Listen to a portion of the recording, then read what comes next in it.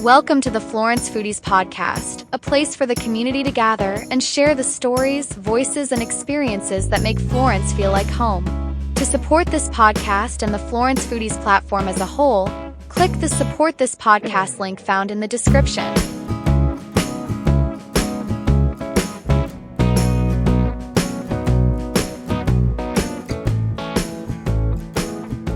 When did Crew Wine and Tap officially open, and what was kind of the process to that?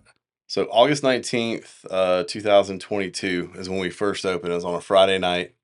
Backtracking to that, the idea of, I guess like a wine retail shop with like a tasting bar, that probably goes back to about, I'd say like about 2016, around that time, maybe 2017. Anyway, but it was like a little idea that Rick Havacos, that owns Mickey Finn's, approached me about. I started working there in 2003. So I spent 20 some odd years at Mickey Finn's, but he approached me probably about, let's just say a decade ago. Let's just keep round numbers, but probably about a decade ago, like, hey, there's all this revitalization, but somehow along the way, we just lost interest in it. I kind of still kept the desire. So, go back to probably about 2020 is when I first met Tim Norwood and talked to him about the concept. He loved it, and he where we're currently at right now, he showed me that room. He's like, "Can you make this work?" And I was like, "Yeah." And so here we are. It took us about a year and a half, maybe 2 years to get open. Because while it wasn't in the height of COVID, like the 2020 era, there's still, like lumber supply issues and just all this other things going on throughout the world that just kind of, for some reason during the pandemic, people wanted to build more, like, I mean, you're a realtor. So people were expanding their houses or adding this or adding that. So then that puts all the contracts months and months and months behind and trying to get all that stuff. So it took us about a year and a half to get open. So I know that whenever I saw your business and then also Jesse Wild's business, the Leaf Lounge, just having a wine bar downtown and then the cigar lounge, to me, that was like kind of an insignia that we had really turned a corner with what downtown is. Obviously, it started a lot with Victor's and Hotel Florence and all that. But I mean, they definitely set the path. Jesse's doing his thing down there. I was the same way. I was like, a cigar bar? Really? Okay. I mean, I'm not hating that idea at all. Right. My grandmother was still alive. She lived in Jacksonville, Florida. And when I'd go down and see her, they had this like little bar called Aromas, and that kind of encapsulated everything. They had a wine bar, they had the cigars, the pipe tobacco, they had like all this bougie coffee, like anything, I guess, that, Aromas had a smell to it. They just kind of incorporated in there. So I'd go there from time to time, and I still have yet to go into Jesse's place. I hate to admit that, especially on the podcast, but I'm just cover your ears, Jesse. Don't listen. No, dude, like I said, I need to, but and Jesse will tell you too, man, when you start opening your own business, you're glued to it, especially the first, 4 or 5 years. I mean, we're about to hit year 3. That'll be in August of this year, but I mean, it's still, we're still babies, man. You still got to be there. So, but it did, and even too, to me, Choco Bella kind of would be in that. There's this dude, yeah, she's great. I mean, it's like the different concepts you keep talking or referring to.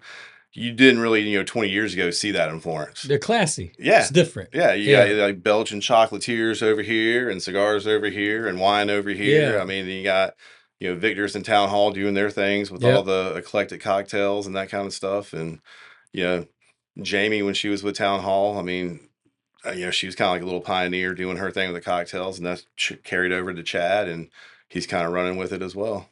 Yeah, it definitely adds a different element. It's good. It's great to see what's going on down there. We actually want to talk a little bit more about that, get your perspective on downtown here in a minute, but to not jump ahead.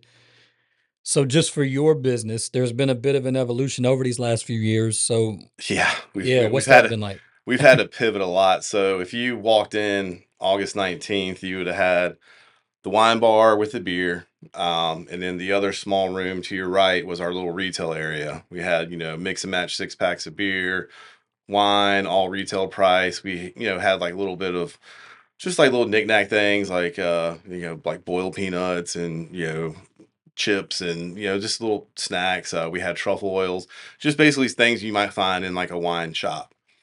And then our first legit food menu had a charcuterie board, pimento cheese, and boiled peanuts. 3 things. I never really wanted to get into food. I just thought we could sustain as just a bar kind of atmosphere, pre-game, post-game, like, hey, we're going to town hall for dinner. Let's stop over at Bryan's, have a glass of wine or a couple of beers, and then go to our destination and maybe come back afterwards. And it started, I guess, like the first few months we were open, you'd get like a 4 or 5 top come in, they take a look at the menus and they get up and you're like, hey, is everything all right? Well, we thought you had more food. Thought you had more food. So you kind of start like, okay, well, I mean, I don't want these people to keep leaving. So I guess we gotta, kind of step up our food game. And Will Altman, who does Altman Farm, he does all the like the grits and the heirloom grains and all that fun stuff. He's a good friend of mine. I kept picking his brain, like, what do you think? What do you think? And he was like, well, dude, just do pizzas. He's like, no one else on the, in your vicinity is doing pizzas. And I was like, well, I mean, I don't want to upset Alan. I mean, Alan Cook's a good friend of mine at Rebel Pie. He's like, well, I mean, but he's over here, you're over there. Maybe find something different. Not every pizza has to be Neapolitan. Find something different. So we honestly, when we first started in the pizza game, I had a little air fryer behind the bar and a freezer. And I would prep the pizzas, freeze them, and then put them in the air fryer. And that was all fine and dandy until a 4 top would come in. And then it's like, well, how do I fit 4 pizzas in this little air fryer? And I mean, it became chaotic. So a friend of mine, he's always on Facebook Marketplace. He's like, listen, man, like I found this pizza oven. It's at the lake. You want me to pick it up? And so I drove down there, talked to the guy, and bought the oven, and we just kind of, the next thing you know, you're buying a prep cooler, and then the next thing it's like, all right, well, if we're going this far, let's go ahead and get DHEC and make sure, everything's on the up and up. And then that took it forever because, it's an old building we're in. I think it's like the oldest historical building downtown. So then like it took about 4 or 5, 6 months to get the plumbing right for the hand wash sink and everything else like that. So it's been a journey. I mean, but I still have the air fryer. Well, I still have the first one that we had, and like I said, we just kind of kept it like southern, but with like that little Mediterranean kind of thing. It's like like what can set us apart from like the guys who make pizza every day in this town, like Allen and Southern Hops and Stefano's, and so I really when I get my mind on something, I don't stop. So it's like I gotta educate myself. I gotta learn. So a friend of mine was telling me about the Chef's Table series on Netflix, and it's had this whole like 5 or 6 episodes just based on pizza. So I started just watching that religiously and just honing in on that, and that's where the Pinza kind of crust, one of our crust styles that we use, came from, because these guys are in Rome. They're doing Pinza Roman style crust, which is different. And I was like, all right, well that's it. Like, well, Alan's got his little thin, not thin, but he's got his Neapolitan over here. Southern Hops has their, I don't want to say like bar pie as an insult, but they're making some great bar pies over there. It's like, okay, well, and Stefano's is your classic Italian. And I never got to try Alex's when he did lunch. I told you that before. I never got to try his style of pizza. But no one was doing Pinza, and it's like, okay, well, let's run with that. And so that's kind of what we've done. We offer, 3 sizes: 10-inch thin, 16-inch thin, and now we have the 13-inch Pinza.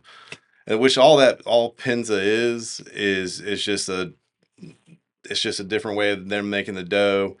It's lighter, crunchier, airy on the outside, and it gets a little kind of like Neapolitan, a little softer on the inside. But and I told you this before too. I watch David Portnoy every freaking day of my life. I mean, I'm on my Snapchat. One bite, everybody knows the rules. Is because it's like, but. Like, I've never even heard it. I mean, you're from up north. I'm not. So I've never heard it. No, I'm not. No, I'm from here. Well, I know, but the whole Philly influence or whatever. Yeah. But, like, I've never heard of New Haven until I started watching his show. Yeah. And I mean, I was like, okay, well, what the heck's New Haven? And people swear by it. I always thought New York was like the mecca of pizza outside of Italy. And then it's like, no, man, you got to go to Connecticut. Connecticut. So, Right. so like I said, I mean, that's kind of like the expansion of it. And we play more with, the charcuterie. We've added burrata. We do a really good burrata dish, I feel like. And then, the charcuterie board. And it's like, okay, well, like what, I guess is like what would you find if you weren't in Florence at a wine bar? And the one thing talking about evolution, and I don't know if how Florence would respond to it or not, but a lot of wine bars now are doing like tinned seafood. And we're not talking like just, like, hey, I'm going to Piggly Wiggly and getting a can of anchovies. We're talking about, areas of Spain and Portugal that have been, smoking and curing and packaging meats longer than we've been a country. And it's like getting like that higher end stuff. But it's like I said, I'm skeptical. I bet the cost to import that is probably through the Well, roof. yeah, but it's still at the end of the day, it's still packaged in a tin. So you got your shelf life, those things will last forever. Yeah. So you don't have to worry about it, going bad within like, like a 4 or 5 year No, time frame. that's But interesting. like if you go down to like Charleston, or if you go anywhere like out, Greenville, maybe probably Atlanta, places like that. I mean, a lot of these wine bars, they're offering like little tins of tuna and sardines, and you got your toasted bread and your pickled vegetables and all that fun stuff. Interesting. But we'll see. I mean, I can dig it really. So it's kind of ironic, but about a week ago, um, my wife and I, for that matter, would like to, if possible, drop a couple pounds, and so we just been doing some different things. It was specifically her, and she got these sardines. She asked me when I was at Harris Teeter. She was like, "I need you to pick up some of these." I think they're King Oscar is the brand. Is that it? Well, that's one of them. But that's the one I'm thinking of though, because it was King Oscar. So, but the specific one, I had never eaten the sardines. So I mean, I've eaten probably hundreds of cans of canned tuna in my life, but I've never had the sardines. I was never that little stigma from childhood. Some things stick with you. So it's like sardines. I'm not eating that. Some people eat sardines on pizza. Yeah. I know. So anyway, she said, pick this particular one up. No, actually, that's not what happened. I'm sorry. That was what happened second. What happened first was I got home. She said, I want you to try these. And it's the King Oscar sardines. It's the boneless, skinless sardine in olive oil. And I'm like, I don't want to try them. And she's like, no, you got to try them. So I'm Throw some going through hot that whole sauce on thing. So there. she's Yeah. like, well, no, I'm a hot sauce guy, but in this case, I wouldn't. I tried them. I ate the whole can. So now I've been eating them. Like she's got them in there. So now we got to buy them for both of us, dude. I mean, they're great. Like, talking about like losing weight, that kind of thing. I mean, and not only that, like with everything in our water system these days and age, like those little fish have like less mercury and all the other kind of stuff in them. So, I mean, like I said, it's something that I've thought about I mean, since we've opened, honestly, about doing that. But yeah, I just don't know like what the reception Well, I'm just would be. saying, just for some confirmation, she said this is going to be your favorite snack, and I was like, "Are you like? Yeah, just How do some you figure that? sardines, Like, some come on, I'm not crackers, little Texas Pete. You're good to go, man. super good." Oh yeah. So, could be something. To me, that's one of my favorite things that I'm seeing happen, and it kind of ties in with what we were saying. You've got a wine bar, the cigar lounge, um, Chocobella, what they're doing. It's just a different experience than what we've been used to, and I think that we're finding that people they want to try these. They want to see what other cultures are doing, and then they want to try it. And then a lot of people find out, hey, I kind of like this, and I attribute it to the internet. Everybody that was the hesitation for me with what we're doing. It's like, dude, everybody's doing this. They're cutting their phone on and making these videos. And I'm honestly not that guy. So I didn't know. But to my point here, everybody is doing this. And so people are getting exposure through TikTok, Facebook, YouTube to all different kinds of food and beverage culture. And that's happening here in Florence. I think that we have something, there's like a wake bubbling under our feet. Yeah, I mean, I agree with that. I think like one of the coolest things. So this was like it was a wine and food festival. I can't remember if it was like the first year we opened or the second year, but I had a chocolate wine, which is a very dry, slightly kind of prickly, effervescent wine from Spain. And in Spain and most of Europe, they day drink and there's not like a stigma about it. Like, here it's like, oh, Brian's having a beer at lunch. Watch out, world. But a lot of, I guess, like the workers there, like more like the blue collar kind of, people, when they take their breaks and they're having lunch, they pour their wine into this vessel called like a Perón. And it's basically just, I mean, if you were to look at it in my bar, everyone asks me like, "What's that bong doing up there?" Because it kind of has like a resemblance of a bong. But what they do is like they just pour a bottle of wine in there, and it shoots a stream of wine in your mouth. So you don't have to waste cups. There's nothing to clean up afterwards. You're just like, hey, here you go, Sam. And then you're like, okay, like I said, you take your little swig and then you pass it on to the next person and take a bite of your sandwich, or probably, like we were just talking about, the anchovy or the sardine or something like that. And so that's what they do during their lunch break. And so we had a supplier who sells us the wine, and we had the vessels, and you just, it's pretty trippy watching people in Florence just with no hesitation, just like, open their mouth and there comes a stream of wine in there. So that was pretty cool, because I was reserved on how people are like, ew, I'm not putting, you don't put your mouth anywhere near. I mean, it's like right here, it shoots it in, and yeah, I mean, but it was fun. Like, some people were missing, and I would definitely ruin my shirt. That's what I was saying. yeah, you would. I mean, that's why it's white wine, so it doesn't Guaranteed. really Oh, okay. it doesn't really stain, like leave the stains where you have to have the Tide pin and all the other fun stuff with it. I was actually thinking about this, just thinking about the wine and everything, and just thinking about my own experiences in life. You think that some of that with the day drinking thing is because of our culture? We've got like this party culture, and I know people party in other parts of the world, but I think that in other cultures, the approach to alcohol historically has been a lot different. And so just having a drink at any time and then going on about your day is, I guess, a lot more. That happens a lot more frequently than here. More so, people here just like, I got to get hammered, or we're Yeah. not drinking at all. Well, I mean, I think we celebrate, St. Patrick's Day more than the Irish do. And Right. we just had Cinco de Mayo. Exactly. Great points. But no, but like, yeah. So my dad was military, 30 years in the Army, and we spent a good bit of my adolescent life in Germany. We were in Nuremberg, and then we came back to the States, and then roughly from about beginning of third grade to the end of seventh grade, we were in Germany. And that was a whole culture shock coming. Okay, well, we're in Germany now. I'm in South Carolina, Columbia, and but over there it's just different. I mean, it's just, you drink a beer because you're drinking a beer. There, like you said, there's no stigma about Right. it. It's not like, he's just having a beer with lunch, guys. It's not the end of the world. But kind of going back to like France, Spain, Portugal, and this is one thing I wanted to do with the bar as well, is it kind of expands people's perception and knowledge about like vermouth.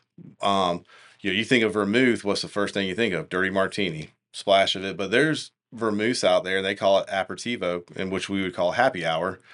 But it's just, it's a aromatic wine. It's not fortified with any kind of spirits. I mean, you can. But it's like, all right, hey, we just got off work. I'm gonna have this. Kind of gets like the juices going, so to speak. You have some light snacks, and then you move into dinner, and then you move into all that wine or beer or whatever else you want. It's just kind of like when you go to Latin America and you witness siesta for the first time, and you're like, why do we not have that? Why do we not have adult nap time in America? That's a great question. But yeah, I remember the first time going to Argentina and everything shuts down at 2 p.m. And you're like, what is this? Oh, it's siesta. Like, well, basically grown up nap time. Like, we close the business down for a few hours. And then we get ready for nighttime.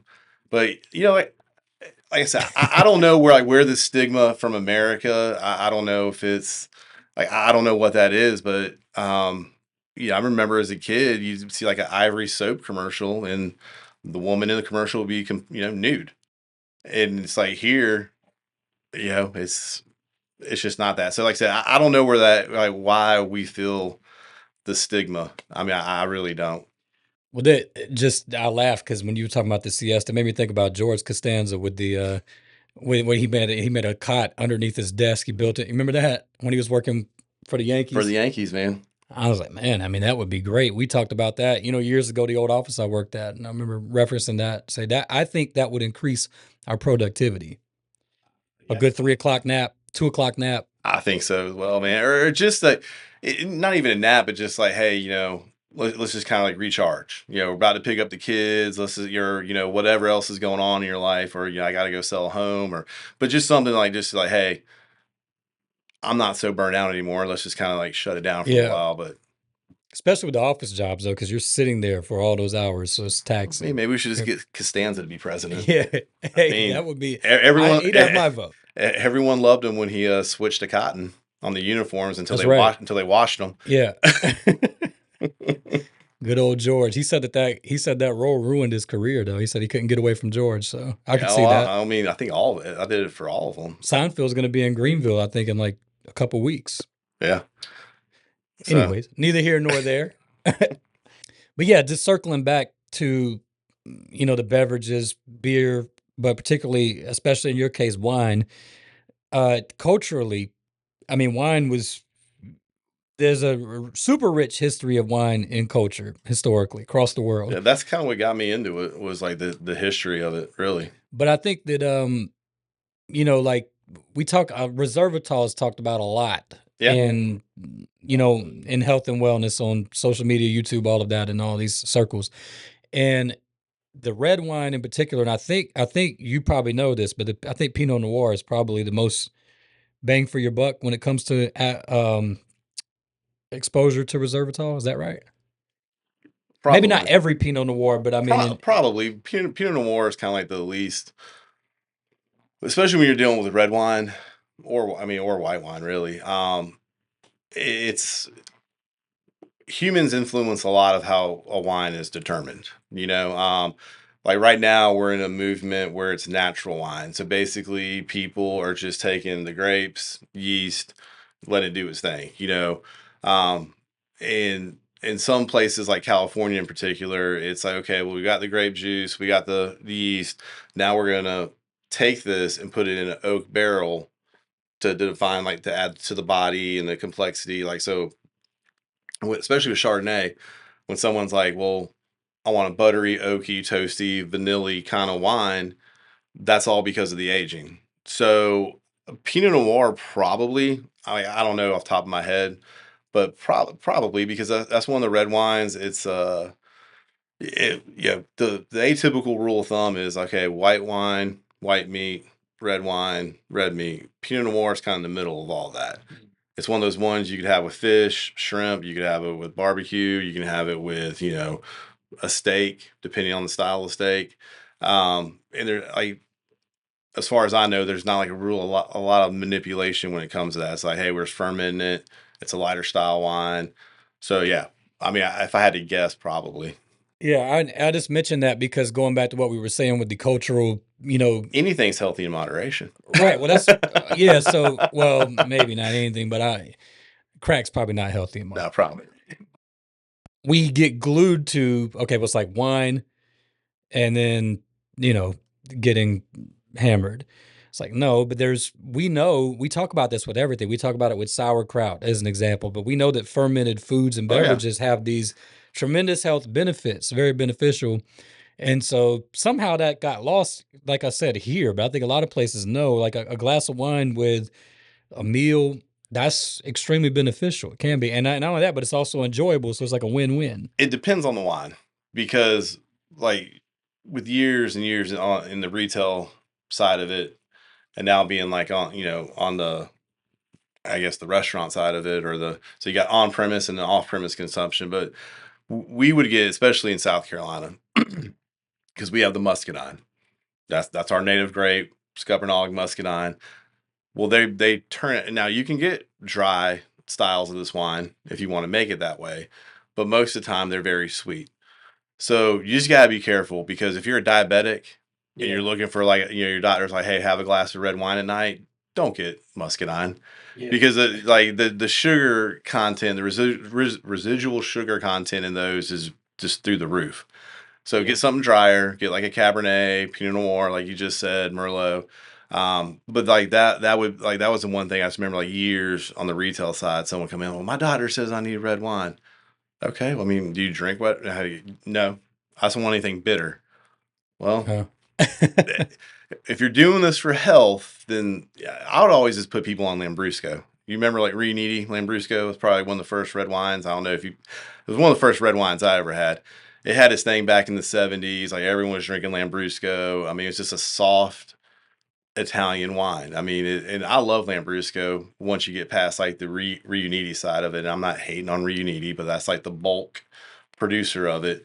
But it's got like a little bit of fizz. It can be sweet. It can be dry. The one I always put people on was, kind of like in the middle, so it wouldn't jack up their sugar levels too much. But it's one of those things you can serve it cold, you can serve it warm. So I mean, it kind of like fits the mold of that. But yeah, if you're diabetic, stay away from No, that's a muscadine. good point. Well, I mean, if somebody needs to consult Go ahead and put somebody the like you. disclaimer on here right there. But well, there's a lot of different kinds of wine, and the yeah. construction is different. So, I mean, you would need to, if you don't know anything, then you need to consult somebody like you, and you got to taste things, and that's why they do wine tastings. I mean, you could attend something like that and learn a lot. Just don't get hammered. So, yeah, right. Well, at a wine tasting, that's why they have the spit buckets. Yeah, so it's okay to spit it out. You're not insulting anybody. Yeah. So. Good point. The one thing with wine, though, if we're talking about like earlier, we're talking about like the misconceptions, red and white. I mean, just drink what you like too. I mean, my parents. I mean, I've been doing this for 20 some odd years. I've taken not all the classes, but I've taken a lot of classes. I mean, wine has been my life since like I said, about 2003. And my dad still drinks wine out of a box.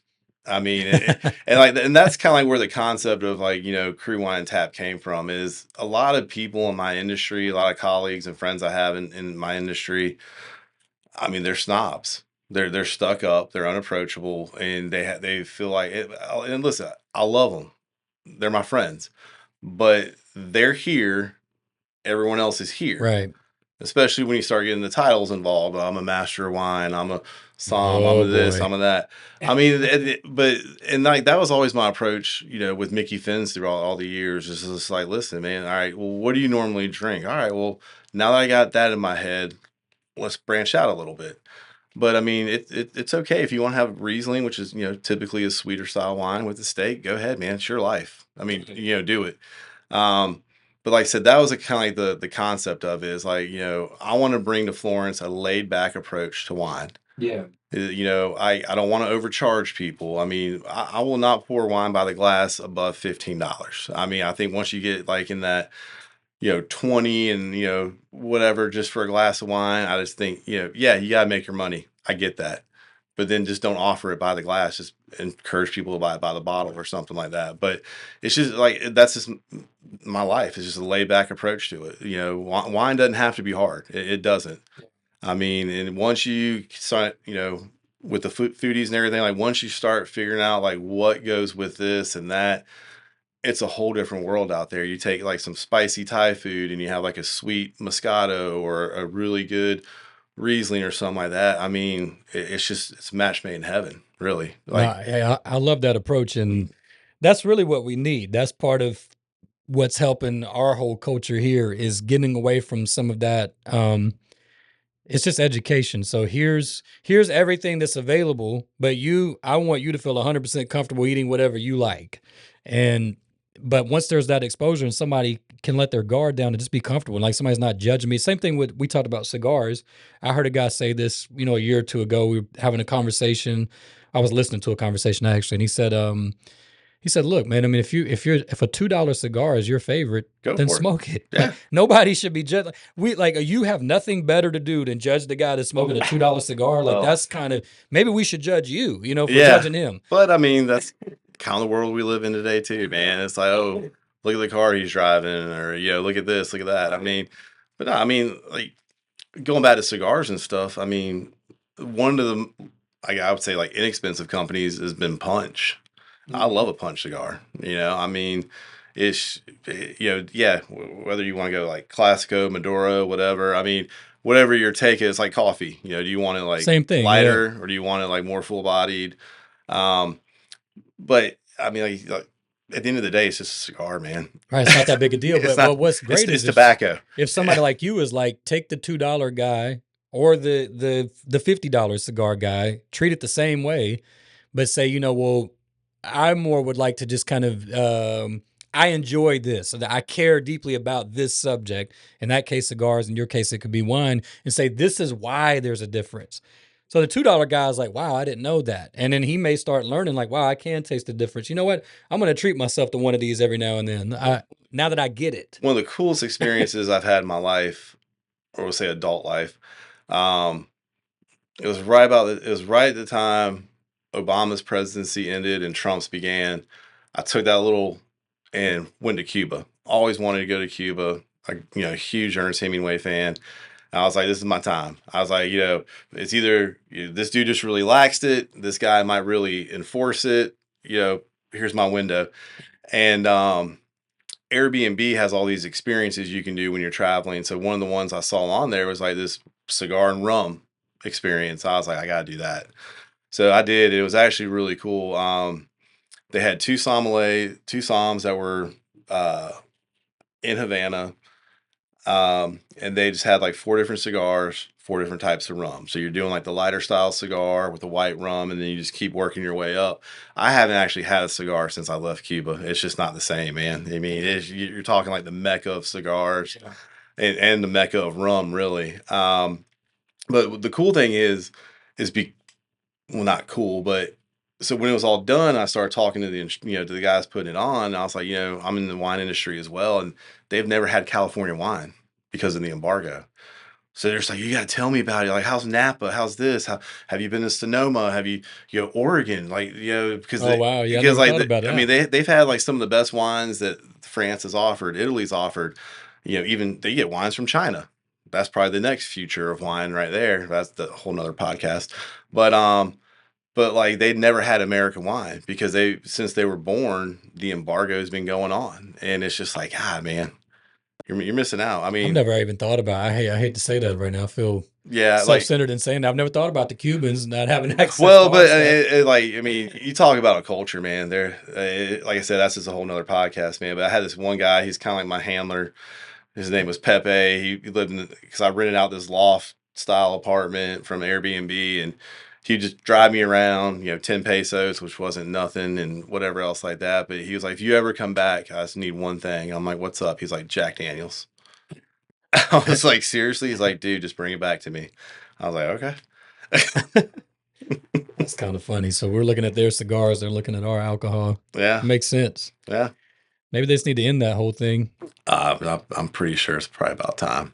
I've been able to, for various ways, to get access to some Cubans, and the last one I had was, and this is just a chance for me to probably just say it again. People are probably tired of us Eagles fans, but when the Eagles won the Super Bowl, I had one in a box set to the side, and I was waiting. I stayed that sat in my box for 4 months, and I told my buddy Lou, he lives right over here, I said, I'm saving this, and so they better win, because if they don't, I guess it just sit in the box for another year, but they did.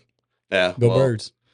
Your birds ruined my your birds ruined my team's dream about 8 years ago. Vikings. Yeah. Oh man, that was a great dude. We were on that high. Stephon Diggs, the catch against the Saints. That was a great NFC championship. And then here comes Nick Foles. Wow. Alshon. Go Cox. But they ruined everything for us. Great memories. That's the life of a Vikings fan, man. Well, that was the life of an Eagles fan. That would have been a big moment. I'll tell you an interesting story. You'll appreciate this. So I grew up an Eagles fan. So just from my earliest memories as far as players would be like Seth Joyner, Keith Byers. Randall Cunningham was my favorite player. He's probably out, though. He's probably playing for the Vikings when, No. But what I'm saying is that I've been an Eagles fan that long. So Randall Cunningham was my first favorite player. So I remember the Ray Rhodes era. So the Eagles never won anything. And then along comes Andy Reid. And as far as the championship goes, so they went to the Super Bowl and lost in 80 to the Raiders, but that was before my time. So in my lifetime, I didn't get to see them win anything from the early 90s. Probably my earliest memories going forward. And then Andy Reid comes along. Donovan McNabb. And Donovan McNabb gets drafted. And I remember that because if I remember correctly, everybody thought everybody thought the Eagles were going to draft Ricky Williams, and the Saints sold their entire future. They're probably still paying for that. So to get Cleveland, right? Yeah, I think so.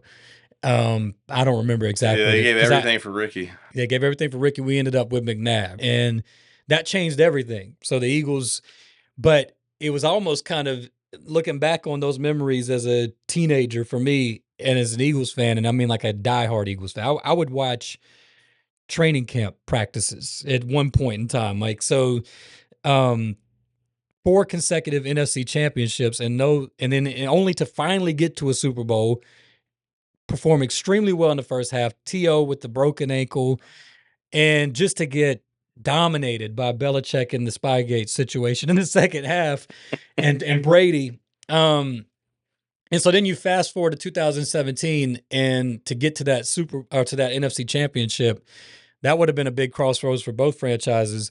One more thing real quick. I'll tell you, there was one season where I was a huge Vikings fan just for the season. 98, 99. Because Randall Cunningham Randy was Moss. my favorite player, left and goes to Minnesota, and they almost went undefeated. And I literally I felt like a Vikings fan for that year. And you got the disappointment of Vikings fan. Gary Anderson didn't miss a field goal for 2 years. Didn't miss nothing. Oh my gosh. I'm just sitting there. I remember being in my friend's apartment. Brad Johnson was our quarterback. He went down first game, and here comes Randall. And he's phenomenal just season. Throwing dimes. So Chris Carter, Randy Moss. We had Robert Smith was a running back. Yep. John Randall on defense. I mean, that team was destined, man. And then they had Robert Griffith in the secondary. Australian who was that other safety? It was Robert Griffith, and we had Antonio Winfield. It was Winfield, wasn't it? Winfield was in the yeah, because his son's playing. Well, he was now. a cornerback. Though. Cornerback. It was I forgot who the other safety. It was another really good safety too. It was Joey Browner. That was who it was. I think so. Either way, I was really invested in that because the Eagles stunk, and I was like, I want to see Randall get it done. And Gary Anderson shanked the field goal. It had to be. Those guys are under a ton of pressure. Yeah. I would not want that job. I mean, but who knows? Well, I guess I would. I mean, that's the thing, though. It's like, who knows? I mean, that was John Elway's year, too, man. So, I mean, he finally won one, you know. So, who knows what happened? But I just want to see them. Like, I have a really good friend of mine, Eric Dill, and a retired police officer here, Chris Walters. They're about the only 2 Vikings fans that I know in the Florence area, and it's just like, can we just see them go? I don't care if we lose 72-0. I just before I go, man, can we make it to the Super Bowl? That's all I want, man. Like I said, that year though, man, y'all got us because, like I said, we had that Minnesota Miracle, Stephon Diggs, that last second catch, and we were riding high. And then here comes Nick Foles. Man, what a Cinderella story if there ever was one. That Super Bowl. But like you were saying though, I was happy to see Alshon finally get it.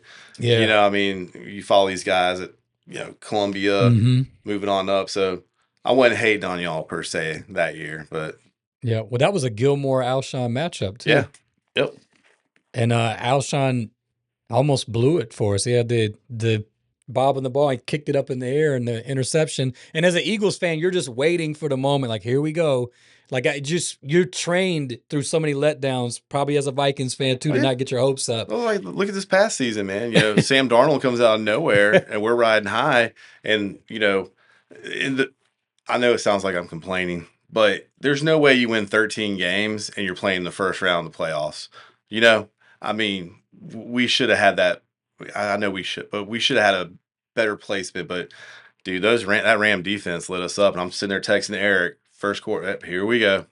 Same thing when we played them. That last drive with and then what an epic game that was in the snow in Philly. But that last drive, they're coming down, and I'm like, they're going to blow this. And a lot of Eagles fans, up until about 4 or 5 months ago, did not believe in Nick Sirianni. He had a huge target on his back. Oh, yeah. And I'm like, all right, here comes the letdown. His Philly fans are vicious.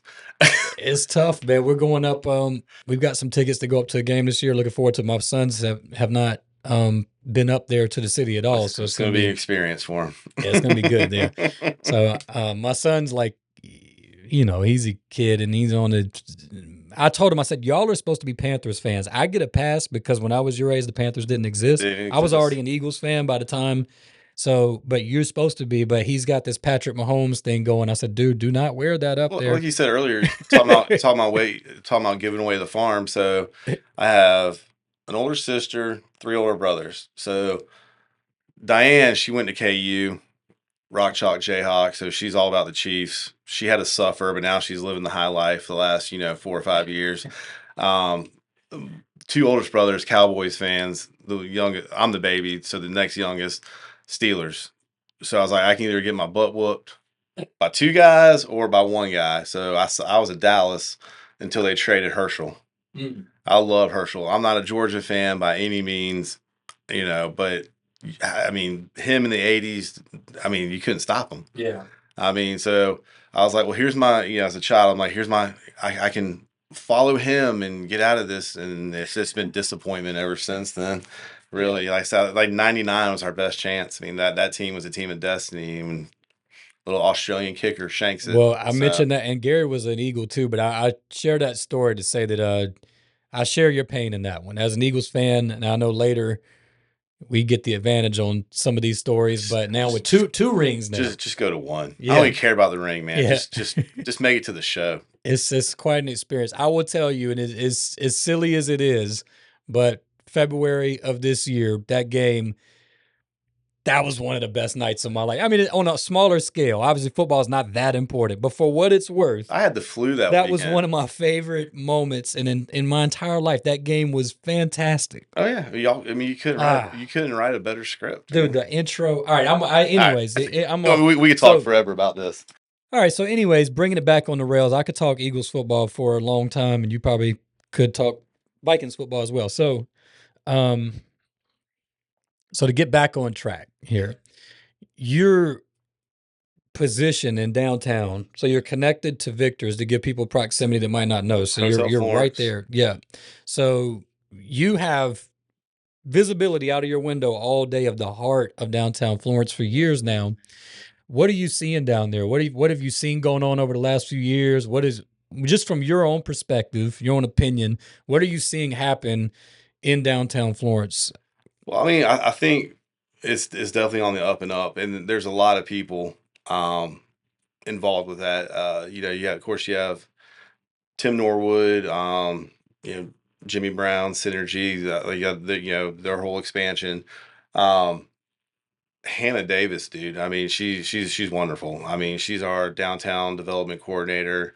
She's like our big sister, kind of like the resident, like the RA of the hall, so to speak. And you just have like a lot of people like her that just want to see it, I guess, come back to the way it used to be. I didn't come to Florence till 97 to go to Francis Mary, and you didn't go downtown. So I guess like the last 10, 12 years, a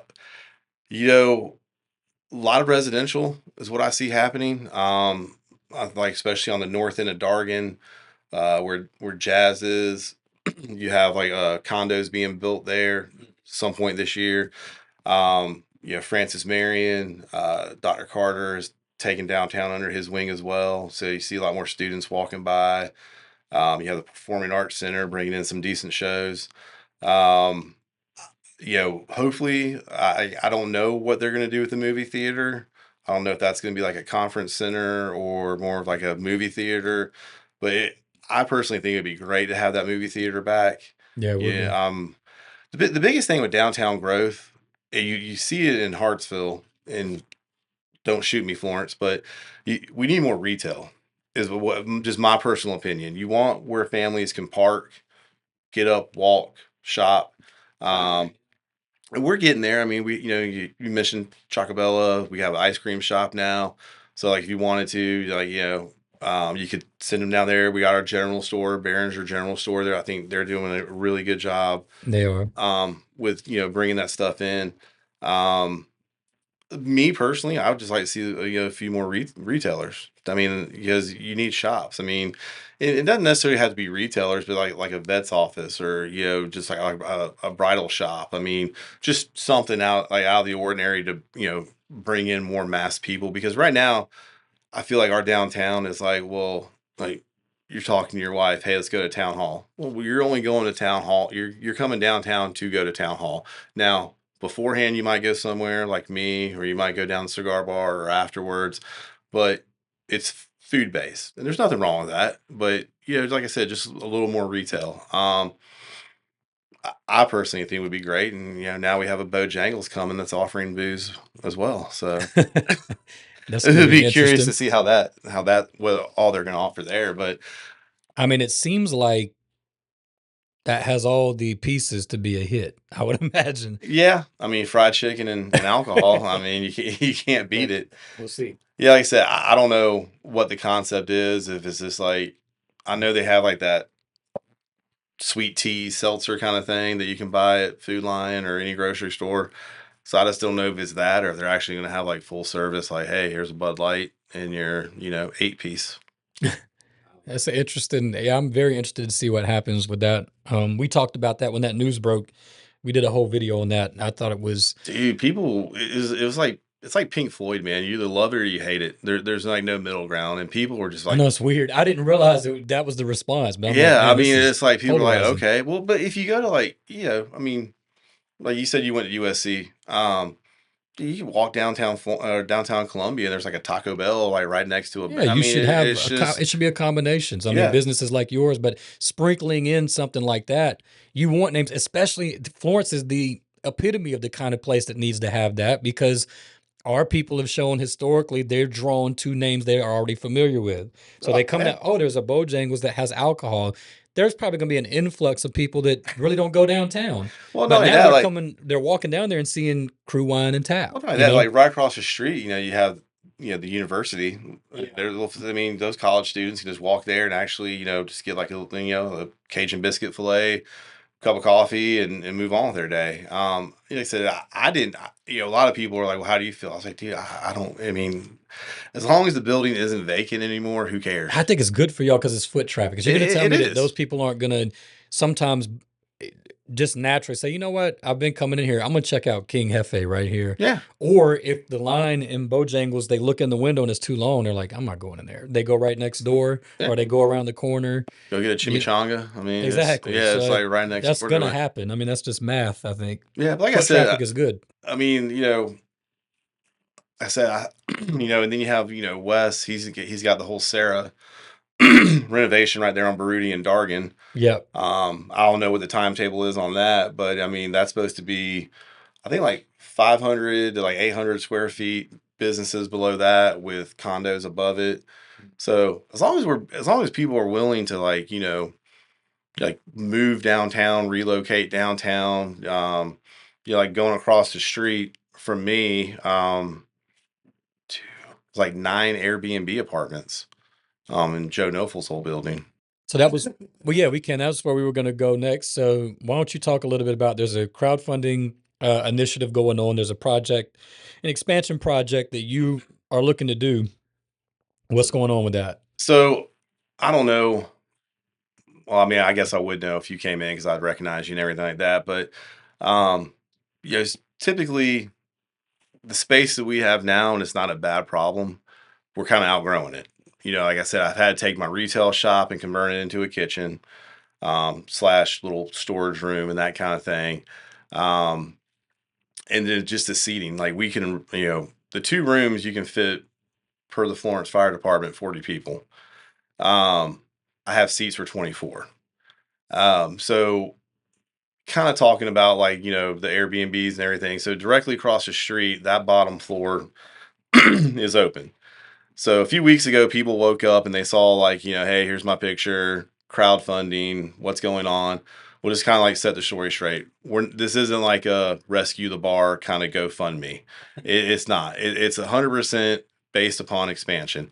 So downtown Florence is aligned with Main Street America. They're an organization that helps revitalizations of downtowns throughout the United States.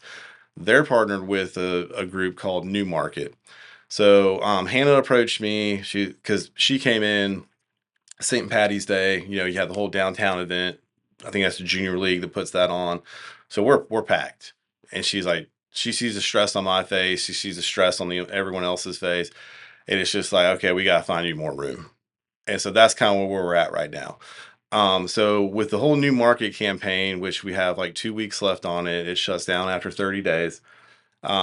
You can contribute and then you get back 120% back in store credit.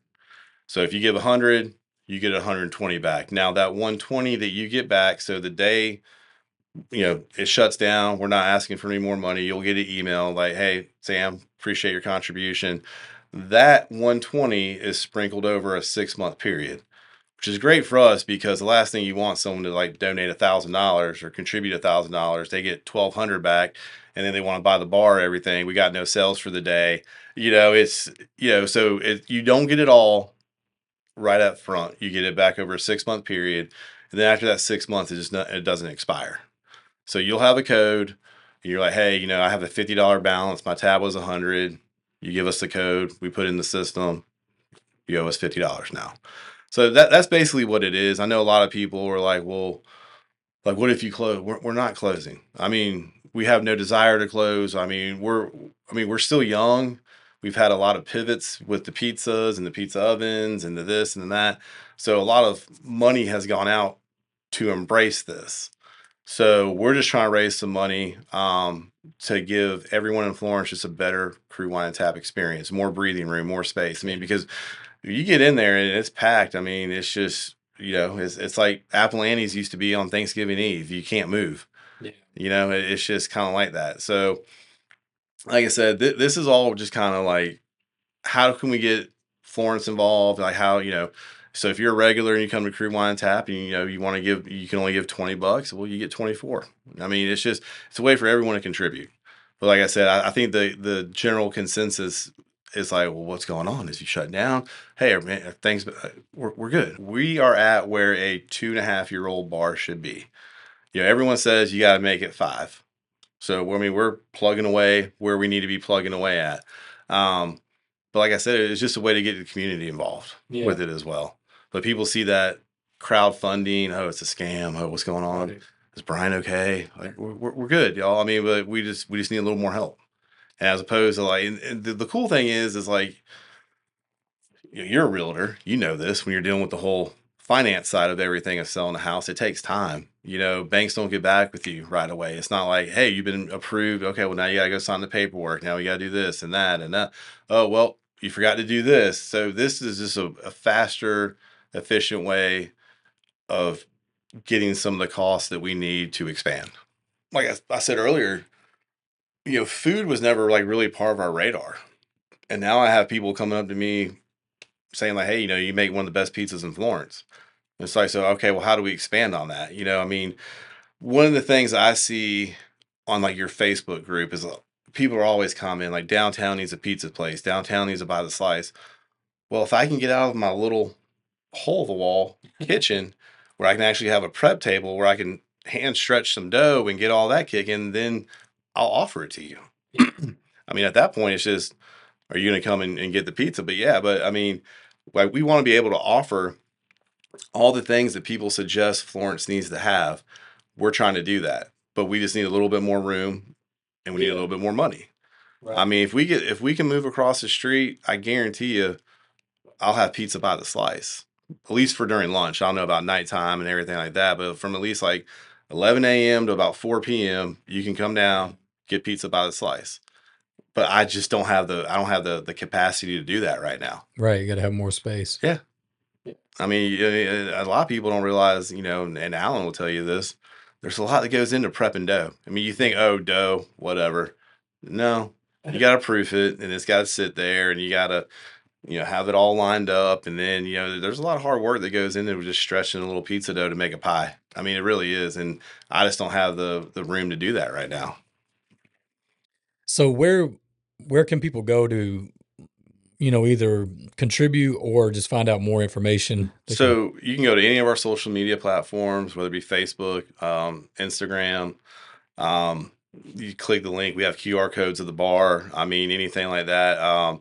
You click the link and you can contribute whatever you want. There's no minimal fee. There's no I mean, just whatever you want to do. If you want to give $10, and get the kickback off that, you're more than welcome to. I mean, and so we get a tally of everything that has been raised. I think like right now we're at about like 4,000 has been raised so far.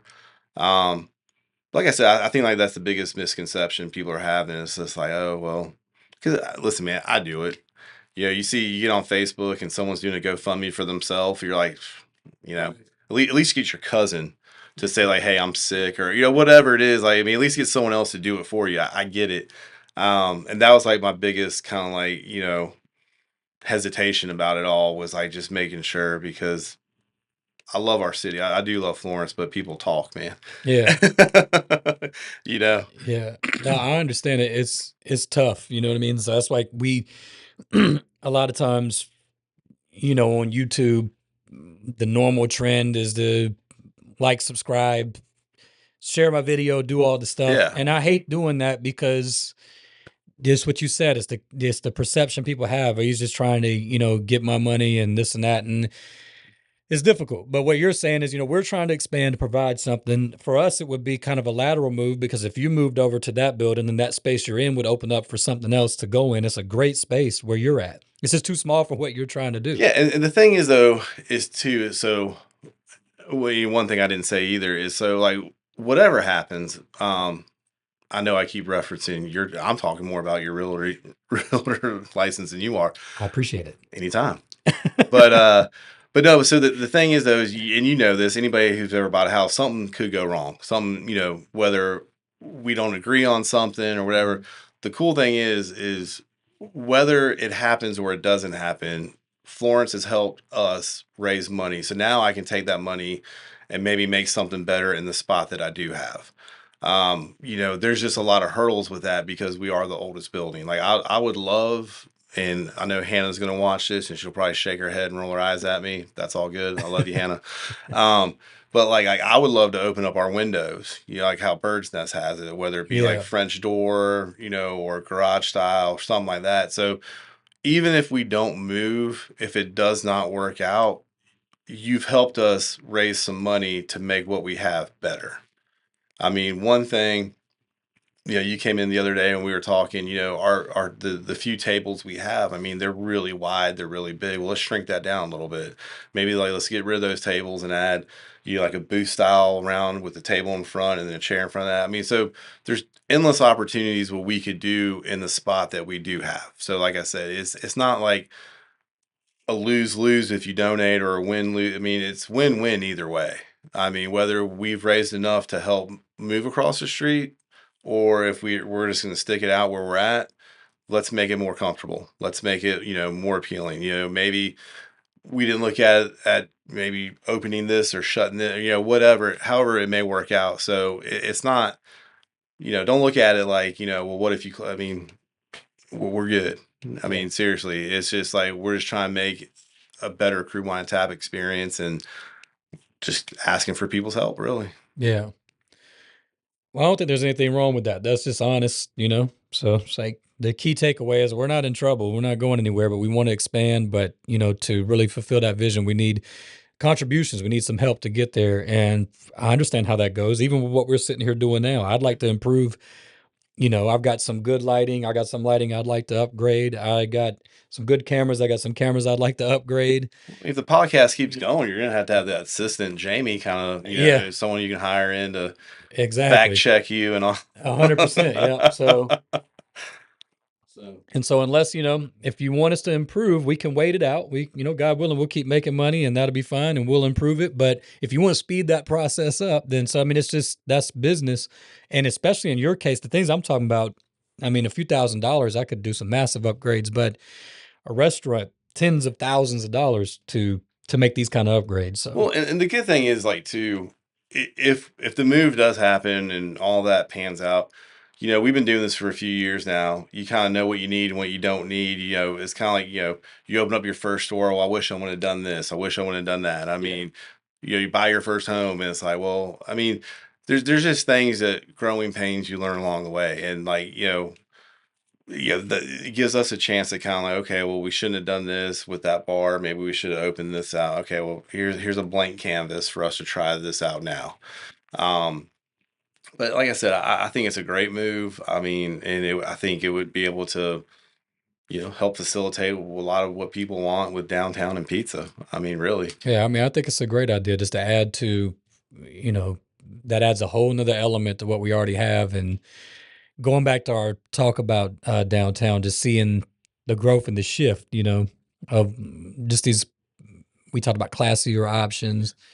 And then you mix and mingle that, and you've got a Bojangles, and I mean And I don't disagree with the retail idea either, because if it's all just food, then it's kind of concentrated. But we do have the performing arts center, so that helps. But and then the movie theater idea, that was another good point. What's going to happen there if it was going to be a movie theater? That's another attraction that would. So, but yeah, definitely some retail would help, and just start increasing that foot traffic.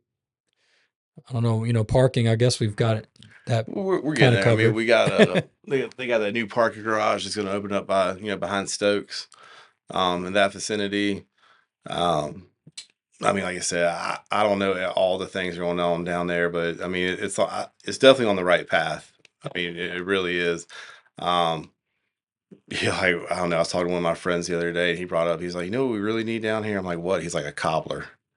Just an old fashioned dude, like with the apron on. He's like, I was like, and he's like, but think about it. I mean, you got all these men and women like at Synergy, city downtown employees, all hotel guests. I mean, you got two major hotels. You got a Hilton and a Hyatt right here.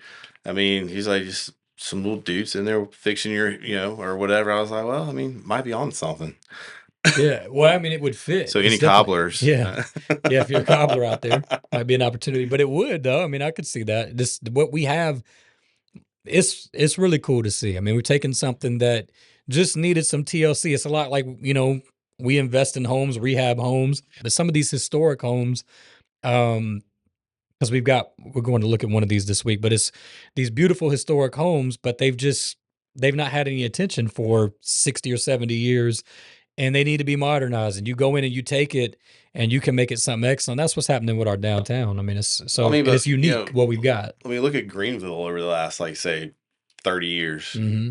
Greenville was, when I was a kid, back in the 80s and 90s, Greenville, you didn't want to go to Greenville.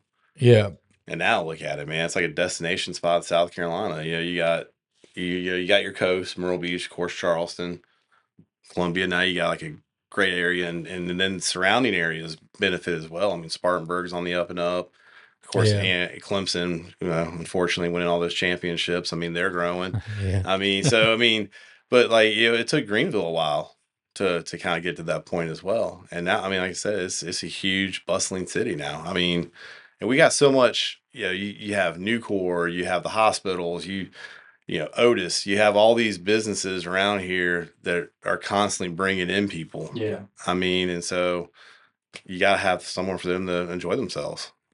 And that's growing too. So with food distribution, Amazon, obviously the battery Cheney plant. Brothers opening up their warehouse. I mean, we're everyone that says, "Oh, you're from Florence, you got Buc-ee's," so now we got that going for us too. So, all right, it's true. It still blows my mind how popular that it's. I mean, a glorified gas station, but it's. I don't want to get in. We'll get in a whole Buc-ee's rabbit trail, but it's really cool though. I'm not knocking Buc-ee's. Don't take it. No, I'm not knocking them either, man. Good just, for them. But it's just like I was at the the Hilton Head for the Heritage, and it's like you're on a trolley and you're talking to people. Hey, where are you from? Florence. Oh, Buc-ee's. I'm like, that's where we're known for. I know. Now. I mean, it's an awesome gas station. Not you had people traveling to go there. Yeah, like, it's a gas station. We got a pretty cool university. We got some other stuff kicking here. I mean, we just got a hockey team back. So I mean, but no, it's Buc-ee's. Yeah. Well, we'll take it. I mean, if it gets them here, then So maybe they'll come for Buc-ee's and then head on over to Crew Wine and Tap. One can hope. Just bring me some beaver nuggets. Yeah. All right, so it's that time. I'm going to put you on the spot with the segment we call the Florence Foodie's Favorite Florence Food Item. This one is presented by Drayton Realty Group. So the question is, when you go out to eat in Florence, not from your own restaurant, what is one or a couple of your favorite food items? So Elliot was the last guy you had on here, right? Was he the last one? He wasn't the last one. Well, I guess my profession, right? Yeah. Okay. Yeah, he was. So I'll keep the streak going. I'll go with Stefano's. I'm gonna go with the Stromboli. Okay. I mean, I don't know. Something about Stromboli, like when I was a kid, I cannot remember the name of the place, but we lived on the northeast side of town in Columbia, so we'd always have to go to like Harbison to get my braces fixed. And there's like this little, like where my orthodontist was, there's like a little Italian pizzeria. So my mom always felt bad for me. So it's like, hey, I know you're in so much pain. Here's some food. right? Love you, mom. But we'd always split a stromboli. And I just like, it's not like one of those things that's like hugely popular. I know, like, you know, calzones are probably more popular than, but I don't know. It's just always when I worked at Mickey Finn's on Pamplico Highway, we get lunch, stromboli. Nice. Every time.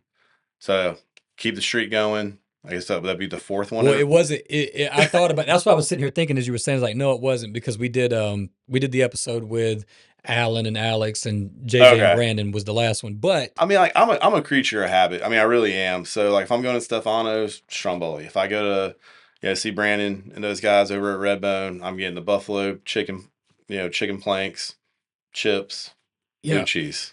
So yes, Stefano's has been on a streak though. It's been and I like too that it's different items. So I'm hoping Philly cheesesteak was one of them. Yeah. I was torn though, because when he said that, I was like, man, they make a heck of a grind. I mean, that grinder they make is phenomenal. Yeah. I mean, it is really good. So, but I love you, mom. Stromboli. Yeah. I mean, they've been a local favorite as long as I can remember, and they've outlasted a lot of places. Over there, Stefano's have been there my whole life, pretty much. But all the questions you've asked me, man, like that was the one I had to think the most of. I mean, seriously, it's like, because there's just we are a smaller city in comparison, but there's a lot of good food out there, man. There is. I mean, it really is. I was like, I mean, do I go with the Del May cheeseburger? I mean, It's like a good one. what do I go with?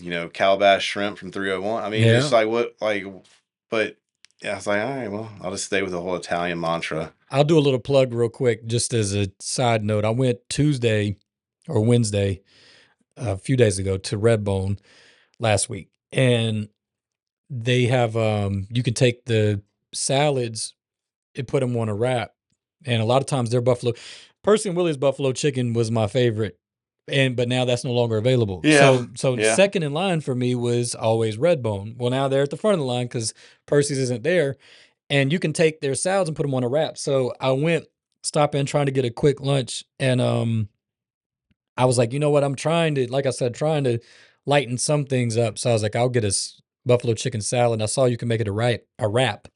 So I put that on the wrap. Their blue cheese is really good. Oh yeah. But this is just a free advertisement for Redbone. But I'm telling you, that thing was awesome. And then a buddy of mine called me while I was there. He's like, I'll join you. I said, well, I just ordered. He's like, well, just get me whatever you got. So I said, just give me the same order. He said the same thing. It was like, man, this is really good. So, well, it's like we talked about earlier, though, man. I mean, it's good that they're coming back. I mean, it really is. Yeah, I'm not hating on anybody, whatever, but Redbone was like, when I got here in '97, you went to Redbone, right? I mean, and then after that, Appalachians or whatever. But they've been missing for a while. Yeah. So it's good they got some new ownership, some young blood, and hopefully they'll kind of get back to where they were. I mean, it's just, I guess it's the nostalgia of it all, but like, I mean, it's just like you want to see, you want to drive by on Palmetto and see a full parking lot. I mean, you do. But it's all good. I mean, seasons change, but Dale built something that he was did, man. legacy in Florence, and now it just the way that it worked out. You've got these guys in there that are really passionate about. You got Dale, you got Hal Neal. I mean, a lot of the guys that I mean, I miss Percy's. I told you that the other day, dude. I mean, it's just, it's not one of those spots you didn't go to all the time, but it was just when you went there, you knew what you were getting. I mean, it was just good food. But at least, in this situation, it worked out where there was a couple guys that were really passionate about preserving that legacy restaurant. And so I think that they're doing a great job, and they're going to do a great job because they care so much about it. Yeah. And you got restaurant owners, or I guess any business, that care that much about it and their product and the perception and all of that, then it shows. 100%, man. All right. Well, that's a great answer. Stefano's is a frequent answer up here. So that's good. I mean, if Athens was still open, I would have gone with Athens. But they unfortunately shut down years ago. Yeah. So, all right. Good answer, though. Yeah, man. Well, I appreciate being here. Yep. So I appreciate you coming. And what I'll do is I'll link all of your social medias down in the show notes. So anybody that wants to follow up on anything to do with Crew Wine and Tap, but particularly the project that they're working on, you'll be able to access them down in the show notes if you want to look a little bit more into that.